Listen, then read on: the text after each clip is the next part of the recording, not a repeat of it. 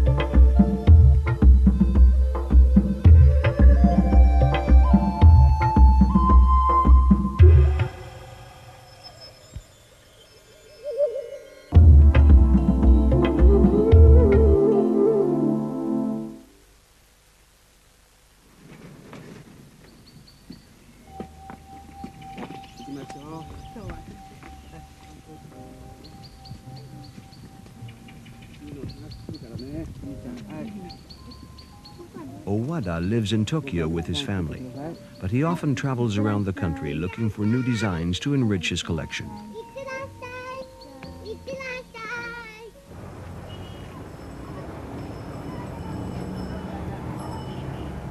He loves to ferret about in old bookstores and country fairs in the hope of discovering a novel motif that could be used as a template for a tattoo. Today, he's exploring a new opportunity. An antique book fair has recently opened in Tokyo, only a few subway stops from his home. He hopes to unearth some original drawings by the great Kuniyoshi, a block printer from the early 19th century. Kuniyoshi is mostly famous for the illustrations of the Shiyu Shuan, a Chinese book from the 14th century known to the Japanese as Suikoden.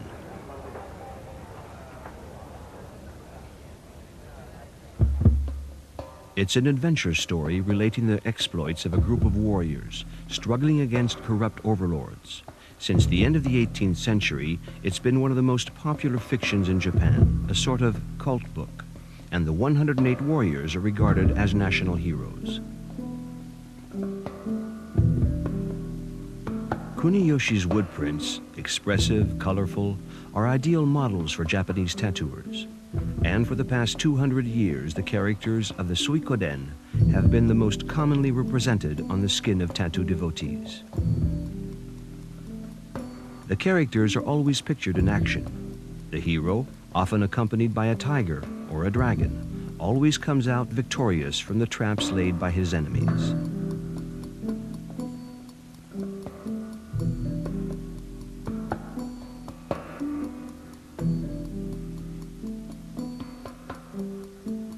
The popularity of the stories and illustrations is largely due to their inherent morality.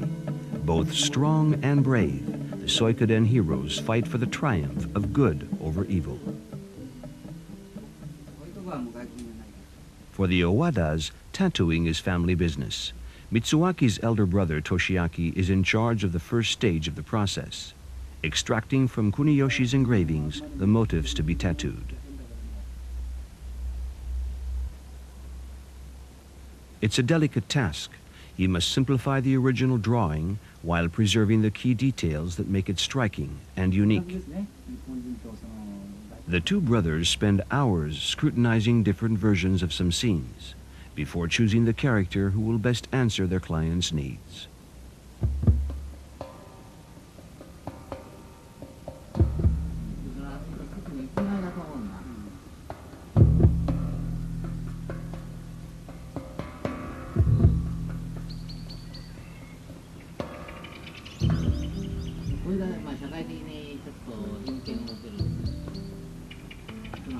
Kuniyoshi is not the only engraver who took an interest in the Suikoden. Over the past 2 centuries, hundreds of illustrations by other artists have been published. A treasure that Owada has undertaken, with the help of his wife, to gather and classify.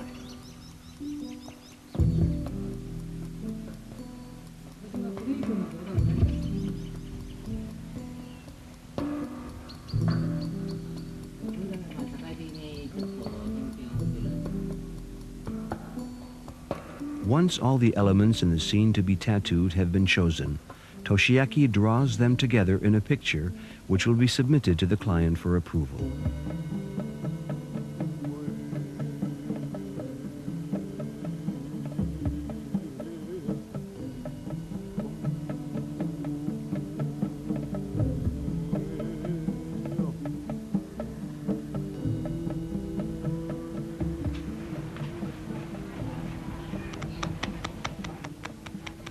Mitsuaki has a younger brother, who is also a tattooist.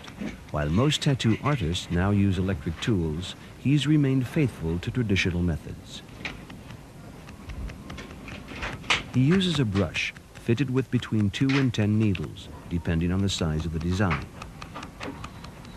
The tattooing process is a lengthy one, requiring both dexterity and patience. Because of the pain involved, sessions cannot exceed 1 hour and take place only once a week to allow time for the skin to heal.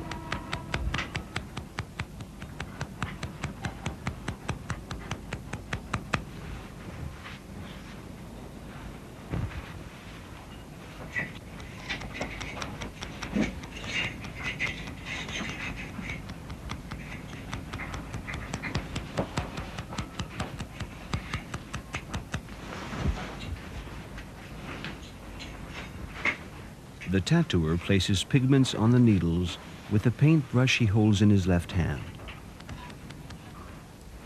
Then he inserts them under the top layer of skin with regular small wrist strokes.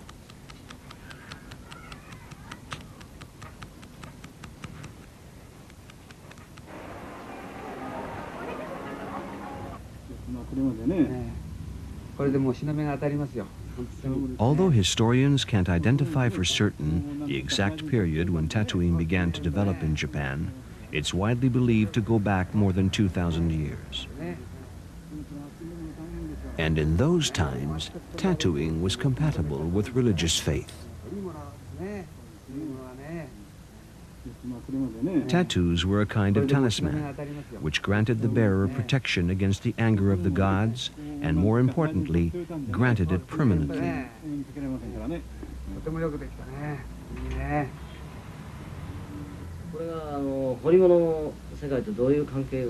やはりこれを皆さんやった納札連の人た In ち the が old days, many pilgrims had tattoos.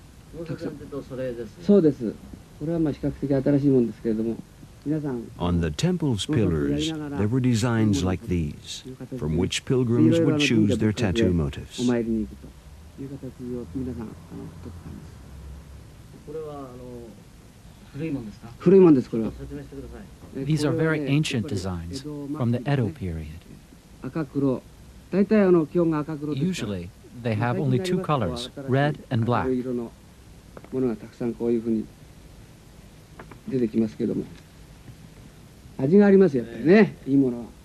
The further you progress in time, the more colorful the designs いろん become. なもんあれしましてね、やってますんで。ほとんど職人さんの魚屋さんとか大工さんとか、まあいろいろ。 Some aristocrats might have had tattoos, yes. It is possible. But it was far more common among the lower classes. People often say that only bandits liked tattoos. But that's wrong. That's completely wrong. Many honest people had tattoos. Slanderous assertions like these have done a lot of harm to the reputation of tattoos.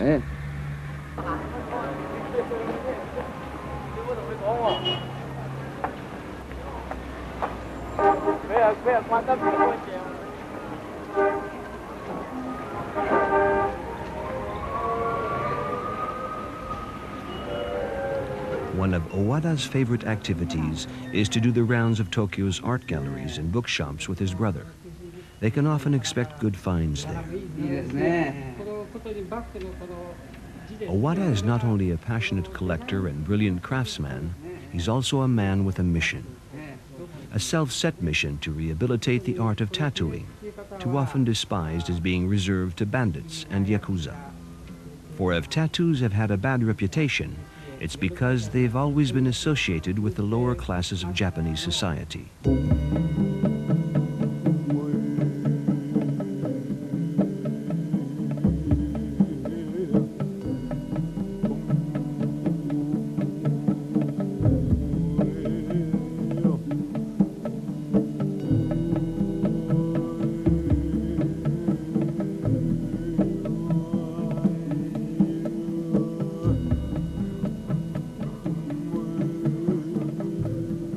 The heroes of the Soikoden were never liked by the lords and samurai.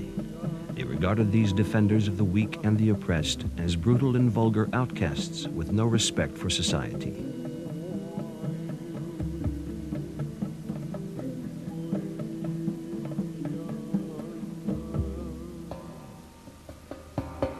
The aristocracy did not look favorably on popular heroes of such a nature, and considered that only the riffraff could admire role models of this kind. During the Tokugawa period, from the 17th to the 19th century, people with tattoos were viewed as suspicious by the authorities, who tried several times to ban tattooing. Before the heroes of the Soikoden became so popular, tattoos already smacked of subversion. From the 15th century, tattoos were used to mark for life thieves, brigands, and outcasts, a sign of infamy no one would wish for.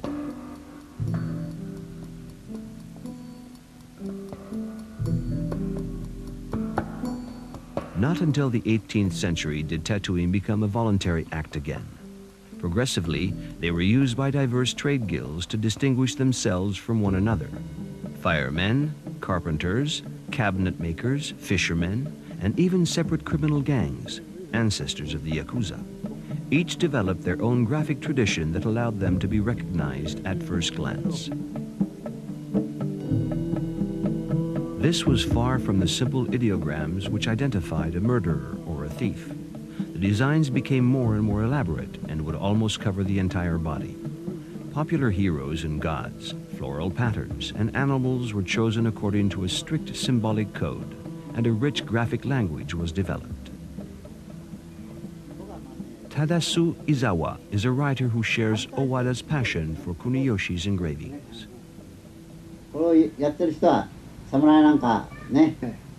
Kuniyoshi liked to ridicule the shogun and the samurai. I believe that by getting his drawings tattooed on their bodies, people express their own contempt for the high and mighty, don't you think? Yes, I do. But as a result, tattoos became associated with brigands.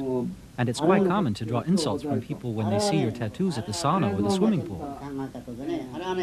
The worst time for people with tattoos began with the start of the Meiji era at the end of the 19th century.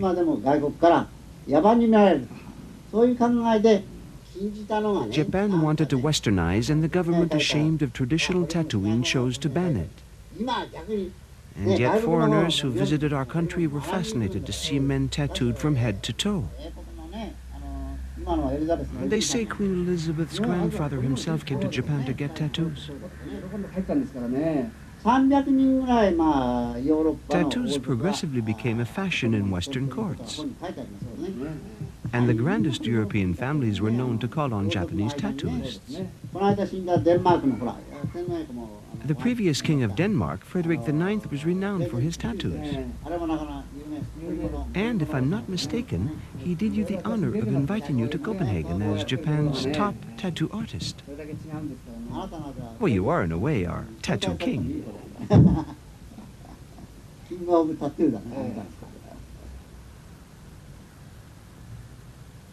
A number of Japanese tattoo artists have created an association that vigorously struggles to clear the negative image of tattooing and dispel the established confusion between tattoos and gangsters.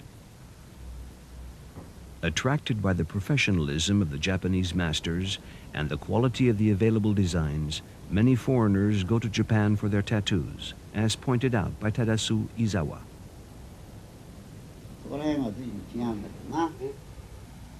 It shows the authorities' fears were groundless. Tattoos are not a barbarian habit we should be ashamed of. Quite the contrary.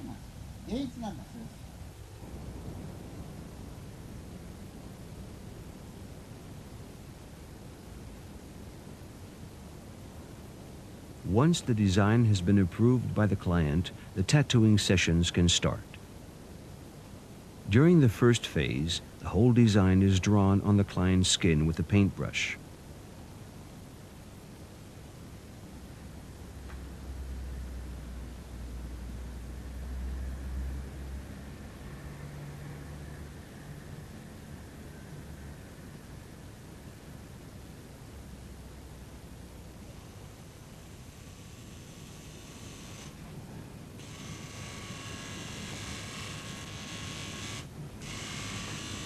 Owada has adopted the technique practiced in the West.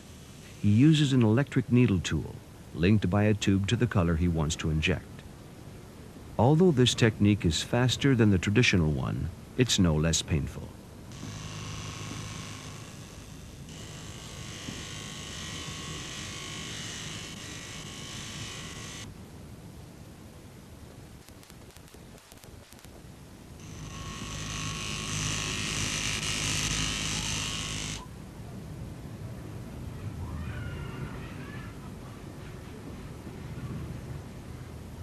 The tattoo itself is done in 2 stages.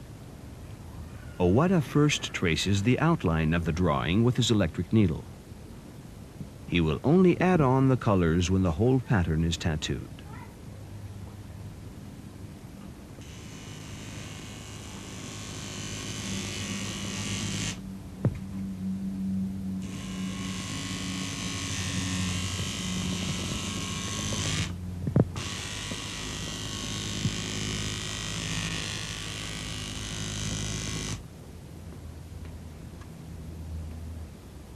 It's not uncommon for a client to be deterred by the pain and never come back for the colors.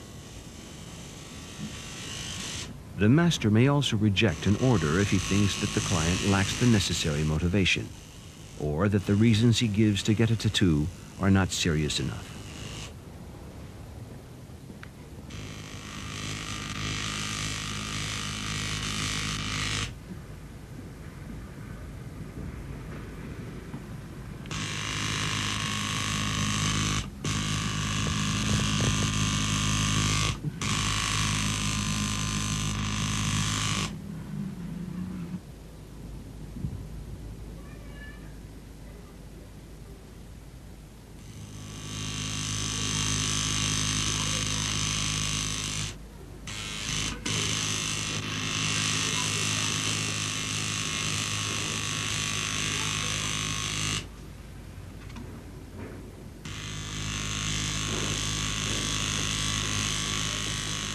Suffering is a full part of the ritual.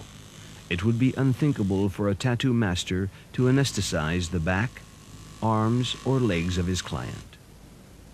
And in fact, tattooing was long regarded as an initiation ritual, an ordeal candidates had to undergo in order to be accepted in a secret society or a Yakuza gang. Even today, the sessions take place in the utmost solemnity. Not a single word must pass between the tattoo master and the client.